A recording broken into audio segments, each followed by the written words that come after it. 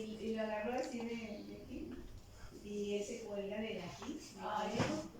Se cuelga así y luego el pelo. Pues seguimos adelante con los 5 capítulos de oro de la Biblia y es el turno de los primeros 5 capítulos del libro de los Hechos, donde hemos estado leyendo estos primeros 5 capítulos que son en gran manera muy edificantes, pero sobre todo muy, aleccionadores con respecto a lo que es la iglesia, el debe ser de la iglesia, el cómo quiere Dios, y digo quiere Dios porque nos lo dejó patentado, escrito, ¿verdad? Como un ejemplo para nosotros. ¿Cómo quiere Dios que sea su iglesia? Entendemos que la iglesia ha vivido todo un proceso y que a través de los años ha habido ciertas particularidades de la iglesia, eso lo entendemos, pero la esencia y lo principal, el corazón, la médula el propósito de Dios con el cual estableció la iglesia, pues tienen que permanecer. De hecho, tienen que perfeccionarse aún más. Entonces, sí, en esos primeros 5 capítulos del libro de los Hechos, pues se enmarca de una manera impresionante, se define de una forma así fantástica, espectacular, el mover de la iglesia, el cómo nació la iglesia en ese primer amor maravilloso, maravilloso, que nosotros, la iglesia de este tiempo, pues debe conservar, debe imitar. Y estaba yo en el último video que lo grabé por allá en las montañas, en una cabaña, y fue una mañana hermosísima, y estaba yo ahí cuando de pronto, bueno, pues yo seguí en la enseñanza, y cuando terminé me di cuenta que no se había grabado todo lo que yo había estado enseñando. Se me cortó a la mitad, vamos a decir así. Digamos que el video en realidad duró como 47 minutos, pero pues los últimos minutos no se grabaron porque se me había terminado allí, no sé si realmente no fue cuestión de pilas, sino que se me saturó mi celular y ya no se grabó esa última parte. Y estaba yo en el capítulo 5 de aquí del libro de los Hechos, hablando sobre aquel pasaje donde Ananías y Zafira, pues van ante los apóstoles, ¿verdad? Ante Pedro. Y estaba yo en el pasaje exactamente en el momento donde dice... Al oír Ananías estas palabras, cayó y expiró. Y vino un gran temor sobre todos los que lo oyeron. Y levantándose los jóvenes, lo envolvieron, y sacándolo, lo sepultaron. Estoy en el capítulo 5 del libro de los Hechos, y acabo de leer el versículo 5, ¿verdad? Y pues dice que en ese momento Ananías murió delante del apóstol Pedro. Qué poderosísima confirmación del ministerio de Pedro. Qué confirmación tan maravillosa del respaldo de Dios a su siervo, el apóstol Pedro. Qué manifestación poderosísima del Espíritu Santo. En ese momento Ananías murió. Ahora, ¿por qué murió? Murió porque, vamos a decirlo así, porque mintió, porque le robó a Dios, porque quiso engañar a Dios. Eso nos lo dice en los versículos anteriores. Ahora, ¿en dónde estuvo la mentira o el engaño? Se supone, mira, te lo voy a poner así, si tú vendes tu auto, y luego ya lo vendiste, por decir, en 50,000. Y te nace dar 20,000 a la iglesia, vamos a decirlo así. Y te quedas con 30,000. Otra vez, vendiste en 50,000, te quedas con 30, ¿verdad? Y te nace darle 20,000 a la iglesia. Y los llevas y el apóstol ahí te dice que has mentido, que has robado. ¿Cómo? ¿En realidad eso se cuenta por mentira? ¿Se cuenta por robo? ¿Estabas obligado a ofrendar los 50,000? ¿O hiciste bien en ofrendar 20,000? ¿O hiciste mal? ¿Por qué el apóstol le dice a Ananías que ha mentido al Espíritu Santo? Bueno, lo único que yo puedo deducir de este pasaje puede ser que, digamos que Ananías ya había ofrendado la propiedad a la iglesia. O sea, que la propiedad, vamos a decir, en un momento dado, ya no era de Ananías. ¿Por qué se le contó por pecado? Por mentira.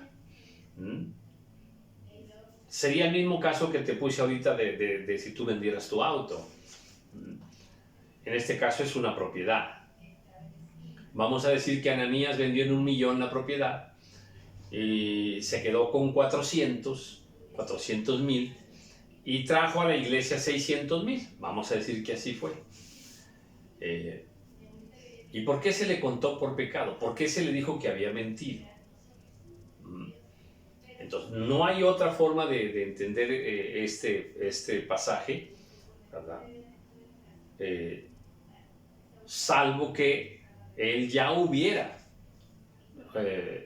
ofrendado, ya hubiera ofrecido, ya hubiera hecho una promesa, un pacto de que iba a vender la propiedad y que todo iba a ser para la iglesia. Solamente en ese caso se pudiera decir que mintió. Entonces, pecado delante de Dios. ¿Cuál pecado? Pues ese pecado de haber mentido, de haber robado. Y pues él cae muerto. En ese instante murió. Y dice ahora, al oír Ananías estas palabras cayó y expiró. Muere delante de Pedro. Y entonces dice que hubo un gran temor sobre todos los que lo oyeron. O sea, ese acto, ese evento se hizo viral. Inmediatamente corrió como pólvora. Y tuvieron temor de ver cómo el apóstol Pedro tenía un gran respaldo de Dios. Dios sigue respaldando a sus pastores. Dios sigue respaldando a sus apóstoles. Dios sigue respaldando a sus siervos. Pues entró temor en todos los que lo oyeron, dice así. Y levantándose los jóvenes lo envolvieron y sacándolo lo sepultaron. Hay un poquito de protocolo de cómo se tenía que conducir o preparar a una persona que muriese. Lo envuelven, no nos dicen que lo envolvieron, y lo sacan de ahí y lo sepultan. Pasado un lapso como de 3 horas, este dato es importantísimo. Pasado un lapso como de 3 horas, sucedió que entró su mujer, no sabiendo lo que había acontecido. Digo, aquí hay dos cosas que me ponen a pensar tremendamente. Una, ¿cuánto tardaron en sepultar a Ananías? Aquí dice que muere. A las 3 horas viene su mujer, no sabía que ya habían sepultado a su marido. O sea, ¿cuánto tardaron en sepultarlo? Otra pregunta sería, ¿por qué no le avisaron a la esposa a Zafira. ¿Por qué no le avisaron que había muerto su marido? Lo normal, al menos en nuestro entender, si muere una persona, inmediatamente se le avisa a los familiares. Bueno, aquí no le avisaron a Zafira. Y el otro dato sería un dato legal, una pregunta legal.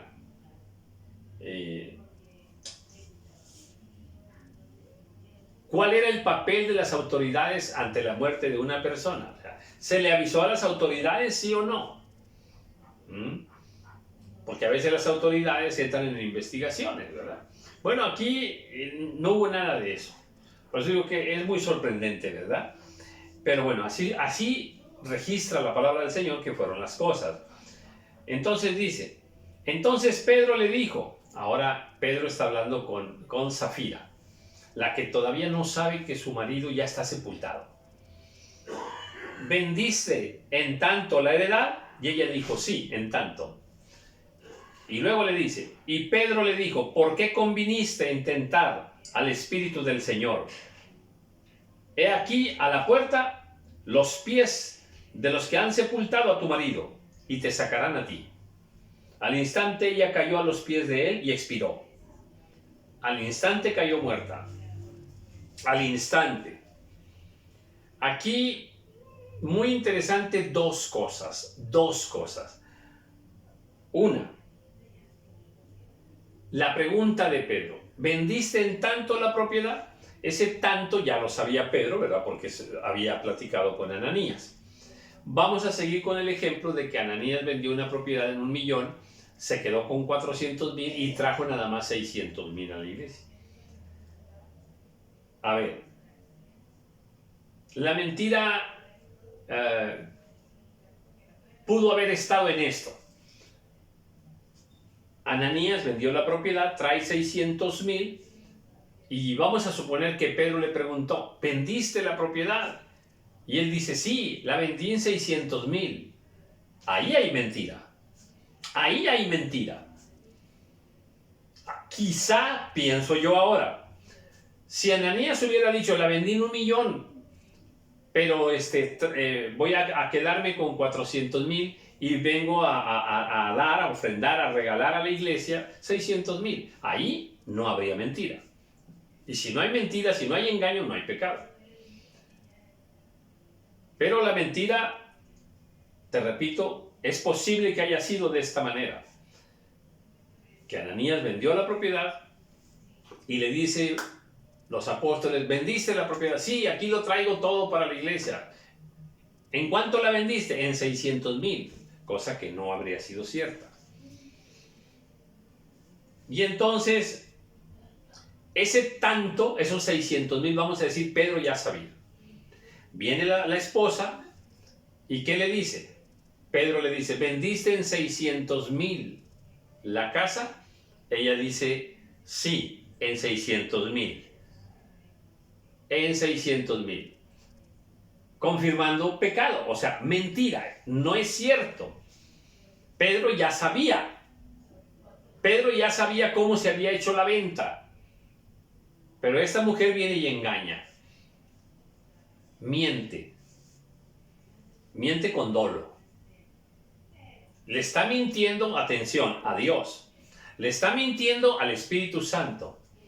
Y le está mintiendo al apóstol Pedro, al siervo de Dios. Eso es bastante delicado. Es muy, muy delicado. ¿Vendiste en tanto la propiedad? Sí, en tanto. Mintió. Y la respuesta de Pedro a mí me maravilla. ¿Por qué conviniste con tu marido? ¿Por qué conviniste con tu marido en tentar al Espíritu del Señor? ¿Por qué te pusiste de acuerdo con tu marido? Esa pregunta a mí me enseña muchas cosas. ¿Por qué conviniste? O sea, tu marido te propuso echar mentiras y tú aceptaste. ¿Por qué aceptaste? Te lo voy a poner de otra manera. ¿Por qué obedeciste a tu marido? Y este punto es delicado. Porque la enseñanza bíblica es que la mujer tiene que obedecer a su marido. Estar sujeta a su marido. Estar sumisa a su marido. Esta es la enseñanza perfectamente bíblica que hay en la palabra del Señor. Para las mujeres de aquel tiempo y para las mujeres de este tiempo. Propósito hermoso, glorioso del Señor. Recordemos que el varón representa a Cristo y la mujer representa a la iglesia. Y así como la iglesia está sujeta a Cristo, así la esposa debe estar sujeta a su marido. La iglesia debe obedecer a Cristo. La esposa debe obedecer a su marido. ¿Por qué conviniste? Le está recriminando. ¿Por qué aceptaste la mentira? Y fíjense cómo ella no dice, pues es que es mi esposo y tengo que obedecerlo. Tengo que sujetarme a él.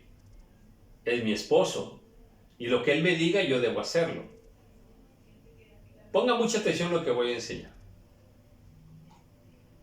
La Biblia nos enseña que la mujer debe obedecer a su marido. En todo. En todo. Pero nos dice que en el Señor. En el Señor. Las mujeres deben estar sujetas y obedecer a su marido en todo, en el Señor. En lo que sea del Señor. La única cosa en la que una mujer, una esposa, no debe obedecer a su marido es cuando el marido le pide que haga algo que no es del Señor. O sea, que está en contra de los mandamientos de Dios. En contra de los principios de Dios. Esa es la única cosa en la que una mujer no puede, no debe obedecer a su marido. Cuando el marido le pide algo que sea pecado hacerlo, allí ella tiene la libertad de no hacerlo. Eso es lo que le está diciendo Pedro. ¿Por qué conviniste con tu marido en intentar al Espíritu Santo?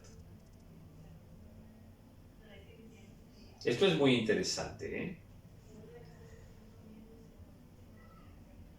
Ella tenía la libertad de ponerse de acuerdo, aceptar el acuerdo de su marido o rechazar el acuerdo de su marido. Aquí lo correcto era que ella rechazara el acuerdo de su marido, porque es pecado mentir. Y cayó muerta. Y cuando entraron los jóvenes la hallaron muerta y la sacaron y la sepultaron junto a su marido. Y vino gran temor sobre toda la iglesia y sobre todos los que oyeron estas cosas. Desde luego, desde luego. En ese momento, ¿qué se vio? Pues se vio que hay poder en los siervos del Señor. Que Dios respalda con poder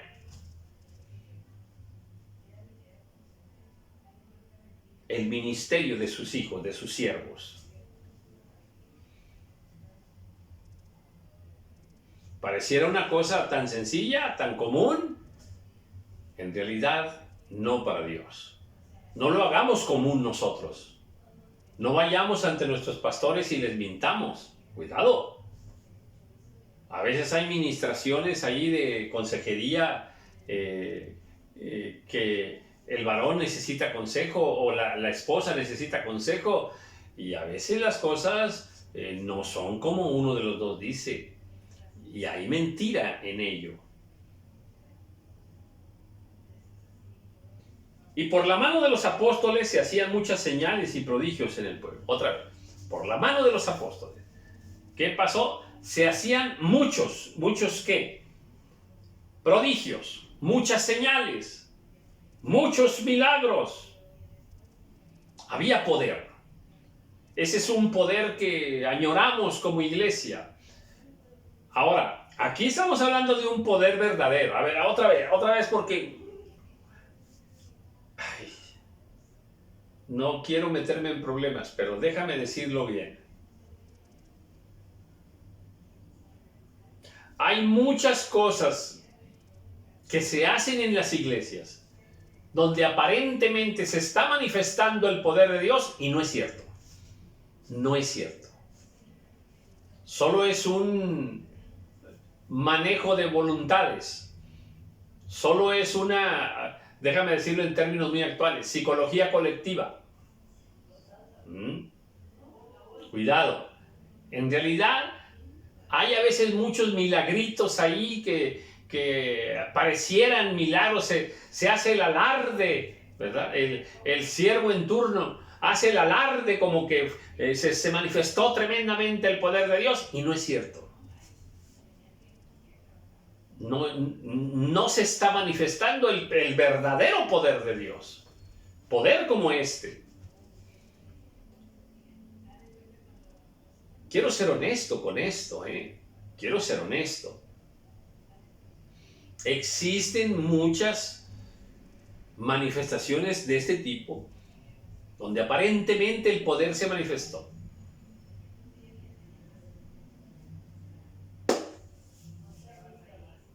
Quiero dejarlo hasta ahí, pero sí hay muchas, demasiadas.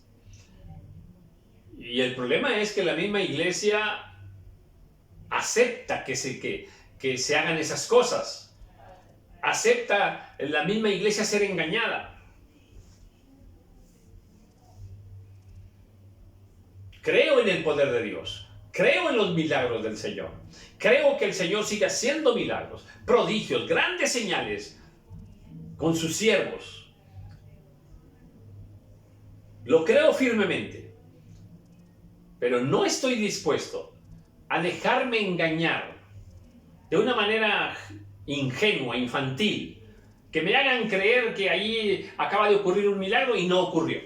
No estoy dispuesto a seguir con ese juego.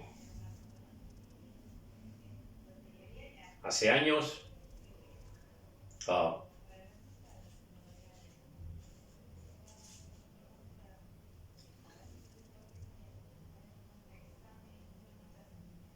nació por ahí algún movimiento donde ciertos predicadores, ¿verdad?, le hacen así y ¡pum!, toda la iglesia se cae. Avientan el saco y todos ahí rebotando en el piso. Y muchas cosas parecidas, semejantes a esto. Ese no es el poder de Dios. Ahí no hay poder de Dios. Eso es mentira. Eso es incluso jugar de una manera ridícula con el verdadero poder del Señor.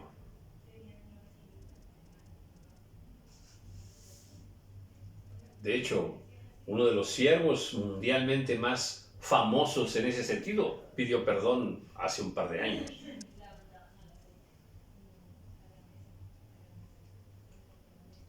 Que Dios te use como a Pedro. Que Dios nos use así poderosamente. De los demás ninguno se atrevía a juntarse con ellos, mas el pueblo los alababa grandemente. Dos cosas. Cuando se manifiesta el verdadero poder de Dios, muchos te van a tener miedo. Sí, ¿para qué voy con aquel si a lo mejor hago algo, digo algo y caigo muerto ahí delante de él? Tremendo, ¿eh? Imagínate la conciencia cómo estaría, por un lado. Por otro lado, el pueblo los alababa grandemente. El pueblo, dice, mas el pueblo los alababa grandemente. Aquí hay que tener mucho cuidado. Muchísimo cuidado.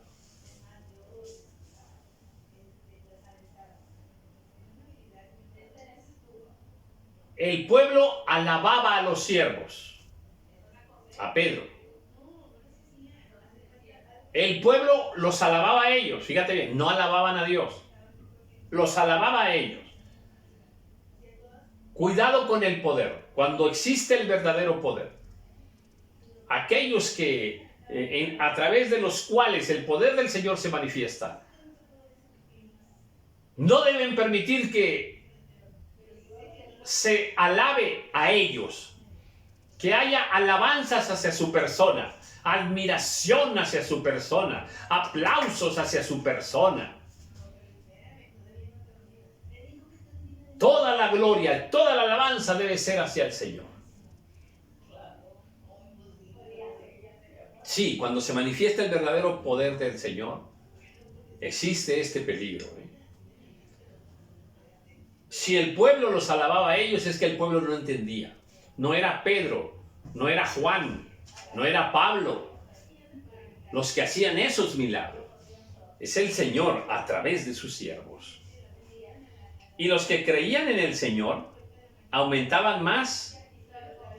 Dice, gran número así de los hombres como de mujeres. Esto también es algo normal. ¿Qué cosa? Que cuando hay milagros, que cuando Dios se manifiesta y sana a un paralítico, le resucita a un muerto, le da la vista a un ciego, por ejemplo. ¿Qué sucede? Pues que mucha gente va a creer. Así es que necesitamos ese poder de Dios.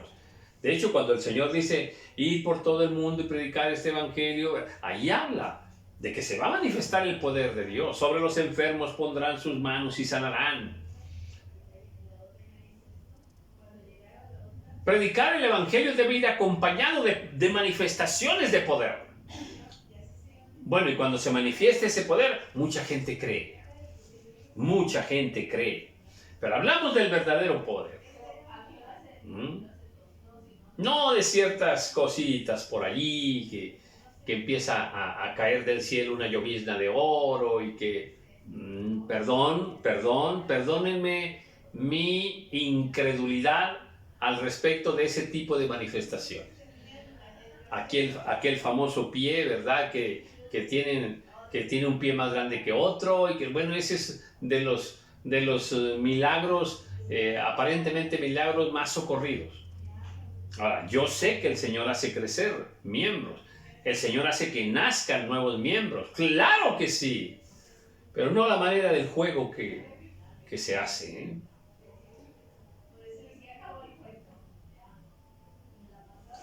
Dice,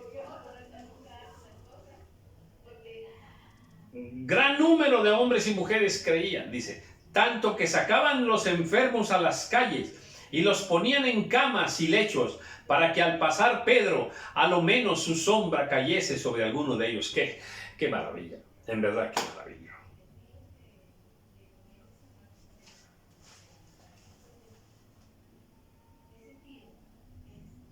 ¡Qué llenura del Espíritu Santo en Pedro!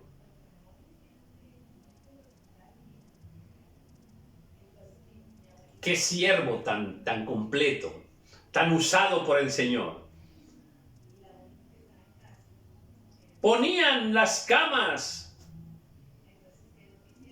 los lechos en las calles para que donde pasara Pedro, su sombra lo sanase.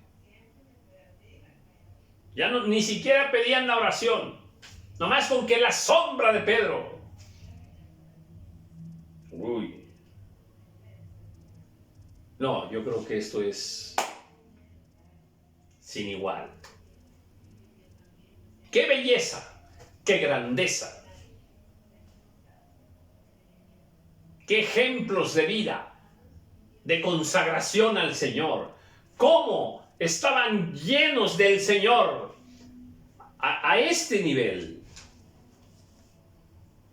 Y aún de las ciudades vecinas, muchos venían a Jerusalén, trayendo enfermos y atormentados de espíritus inmundos. Y esto es lo que me maravilla, lo que dice enseguida. Y todos eran sanados. No. Nosotros en este tiempo buscamos muchas manifestaciones así, de este tipo, e incluso pues se hacen cruzadas de milagros, campañas de sanidades, y la verdad, y otra vez, debo ser completamente honesto, Lo he vivido, lo he visto, Y creo que esas campañas de sanidades no son la voluntad perfecta de Dios, ¿eh? Dios no nos mandó a organizar campañas de milagros. Dios no nos mandó a organizar así una campaña evangelística de oración por los enfermos. No nos mandó a eso, ¿eh? Eso sería la añadidura. Dios nos mandó a predicar el evangelio, a predicar el evangelio. Y si en esa cruzada de predicar el evangelio hubiese necesidades de sanidades, Dios se va a manifestar. Pero nosotros tomamos como punto central la oración por los enfermos. Yo no encuentro en la palabra del Señor una sola ocasión donde la iglesia del Nuevo Testamento, la iglesia del libro de los Hechos, no hay una sola ocasión en que se haya hecho una campaña de sanidades. En ninguna parte. En que se invitara al pueblo, traigan los enfermos, tráiganlos porque vamos a orar por ellos y van a estar. Ninguna. No hay un solo ejemplo en la Biblia. Y aún de las ciudades vecinas muchos venían a Jerusalén trayendo enfermos y atormentados de espíritus inmundos. Ellos venían. Ellos venían. ¿Por qué? Porque habían oído del poder de Dios. Y dice, y todos eran sanados. Dije que quiero ser honesto porque me ha tocado vivir en muchísimas ocasiones y dentro de iglesias también. Oraciones por cientos de enfermos, donde algunos son sanados y otros no son sanados. Pero aquí dice, y esto es lo que me deja sin palabras, que dice, y todos eran sanados. ¡Oh, Dios mío!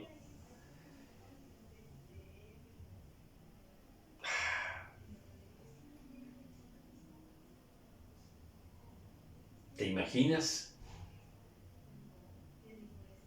que nosotros fuéramos usados así de esta manera? Que en este tiempo la iglesia, los siervos del Señor, fuéramos usados de esta forma y todos eran sanados.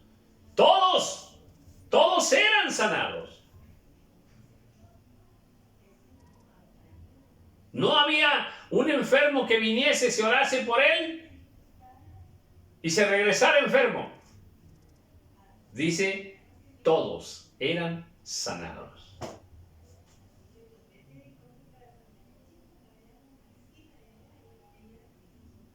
Sí, en realidad creo que esto es bellísimo, es glorioso.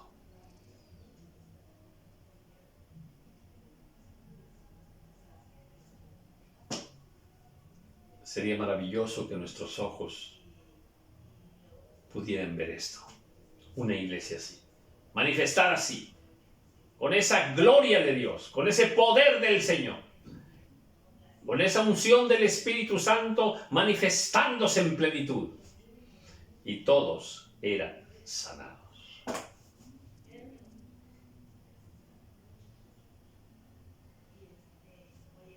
¿Verdad que es una iglesia maravillosa?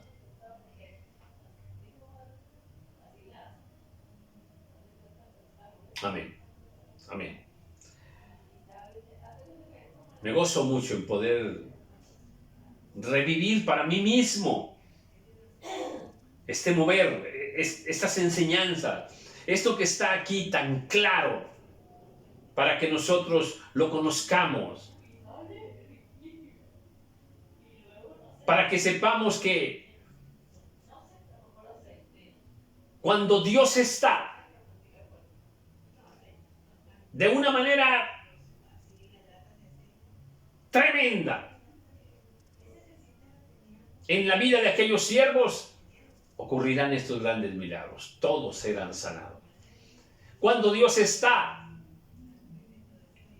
en el corazón de la iglesia, van a ocurrir estos grandes milagros. Todos serán sanados. Para meditar, para pensarlo.